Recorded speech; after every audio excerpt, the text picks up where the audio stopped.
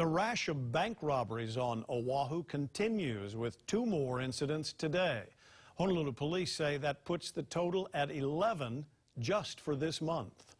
HPD says today's robberies were done by one suspect. We've learned from police he's suspected in 7 robberies this month. Police say another man is responsible for the other 4. Manolo Morales follows up with the latest. Manolo?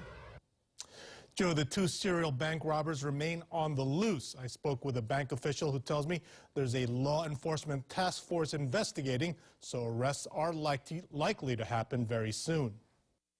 HPD and Crime Stoppers released surveillance photos of today's bank robbery suspect. They say he first robbed the Bank of Hawaii on Ke'eaumoku Street at 12:25 this afternoon, and 15 minutes later, American Savings Bank in Liliha. The executive director of the Hawaii Bankers Association tells me the suspect couldn't have gotten away with a lot of money because the dye pack implanted in the cash exploded. And how much does that help in finding this guy, or does it? Well, I mean, if I recall correctly, I think there's a red dye or something that when the pack bursts, it goes all over his body. So he should be easier to trace. The suspect is described as 40 to 50 years old, 5'4" to 5'6" in height, and weighs 140 to 150 pounds. If he looks familiar, we've shown other surveillance photos of him earlier from past robberies this month. He's believed to be responsible for 7 this month, and police tell us the other 4 was done by another suspect.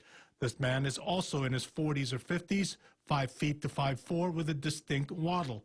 Pate tells me law enforcement is getting close to catching both suspects. And hopefully both of them will be apprehended soon, because I understand there's a law enforcement task force that has been formed now to try to identify and apprehend these 2 individuals.